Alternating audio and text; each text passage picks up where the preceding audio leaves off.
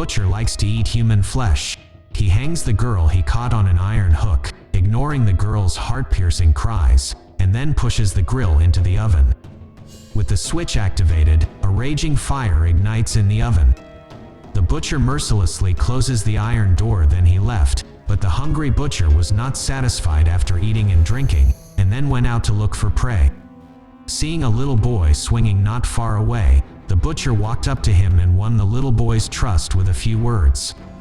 At this time, the little boy Martin, the mother, was still in the house telling her friends about Martin's condition. He had no pain since he was born. He sought many doctors for this, but to no avail. When the mother found out, Martin had disappeared. The butcher in the abandoned slaughterhouse chose a sharp butcher's knife to attack. A 10 centimeters gash immediately appeared on Martin's face, because he didn't realize it since he was a child. Martin didn't yell. The butcher thought Martin was his successor, and then the butcher stabbed the blonde beauty Martin next to him. Trembling with fright, he didn't know that this was just the beginning of a nightmare. In order to eat more human meat, the butcher continued to hunt prey, so he came to the parking lot and deliberately drove to block the girl who was about to leave. The butcher knocked the girl out with a punch, and the poor girl was put in a sack and dragged back to the slaughterhouse. The butcher hung the girl up, and this time he wanted Martin to do it. Martin was scared and ran away, but how could a young child run faster than an adult? Then the butcher caught him. In order to punish Martin, the butcher drew a scar on his arm and put him in a wooden box. The girl who was caught took the opportunity to untie the rope and ran around in a panic. Unexpectedly, she ran into the butcher, who was angry. The butcher knocked him down. Then he stabbed the iron hook into the girl's long legs like an animal, ignoring the heart-piercing cries of the other party, pushed the pulley and pushed the girl into the barbecue oven, and as the switch was activated, a raging fire was ignited in the oven. He closed the iron gate and left. However, the hungry butcher was still not satisfied. After eating and drinking, he came to another woman and chose the sharpest butcher knife from among the many knives. He decided to raise the little boy Martin next to him. The butcher, who became the same as himself, handed over the executive power to Martin, but the well-behaved Martin didn't dare to take the knife, so he had no choice but to let Martin hug the woman's thigh. With the woman's sharp scream, the butcher opened the woman 3 or 2 times. In order to punish Martin's cowardice, the butcher put her in a bathtub full of blood, and then began to brainwash Martin, saying that his killing was actually a way of redemption under the call of death. The road is pure, and young Martin's eyes gradually changed. Anna, who had a fight with her boyfriend that day, went out for a run and passed by an abandoned slaughterhouse and saw Martin by the window. Not long after, Anna found Martin. Anna asked him if he was in any trouble, but Martin continued to run away without saying a word. In this way, under Martin's lure, Anna walked to the deepest part of the slaughterhouse and found the blood-stained body. The horrible scene of the knife made Anna break out in cold sweat. The diary on the table recorded in detail the whole process of the girls being killed and the smell after being made into food. The diary also contained missing reports and photos of the girls who were killed. There are many women, the girls' nails, hair, and accessories. Anna turned page by page and found that the last page was Martin. Anna thought Martin was also a victim, so she decided to rescue her. Anna followed the sound and found Martin, who was hiding in the basement. He comforted Martin and said, "I will definitely rescue her." At this time, the butcher slowly appeared behind Anna, picked up an iron hook, knocked Anna unconscious, and then praised Martin with relief. On the second day, her boyfriend Mike told Anna's parents that after he and Anna had a quarrel, Anna disappeared.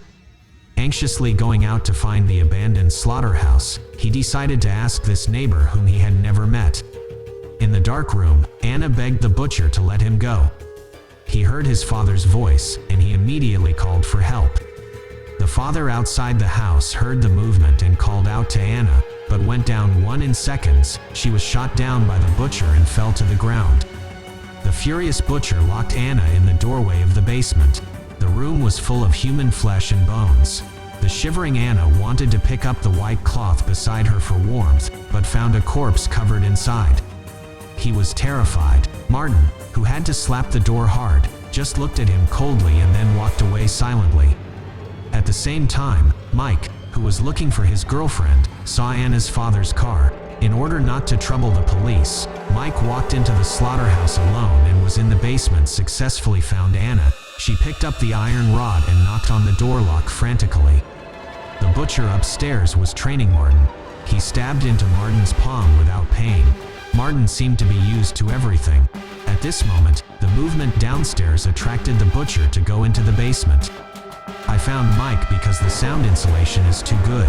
Mike didn't hear his girlfriend's reminder. As soon as he broke open the chain, he was photographed by the butcher with a shovel, and then he was smashed into meat by the angry butcher. In this way, the hope that Anna had just ignited was shattered again, but she was strong. She didn't give up, using the iron rod beside her to successfully pry open the door lock. Looking for the exit, Anna found Martin. Her hand was nailed to the table. The kind Anna couldn't bear Martin to become the butcher's puppet, so she bandaged his wound and carried Martin home. The butcher rushed to the other side in order to prevent future troubles and drove Anna's father's car straight to Anna's house. Anna's mother was waiting anxiously at home when someone opened the door outside and found that it was the butcher. Anna was so frightened that she ran upstairs and locked the doors and windows. When she returned home, she found her mother's body. At this moment, the butcher was upstairs and was about to kill Anna's sister. At the critical moment, Anna stabbed the butcher in the back. Just as he comforted her sister, it was the butcher who ran downstairs. Anna chased downstairs and the butcher was nowhere to be seen. Only then did she remember that she could call the police. Tremblingly, she picked up her mobile phone and prepared to call the police. At this time, he found the blood on the door, opened the door subconsciously, and was stabbed in the body for a second.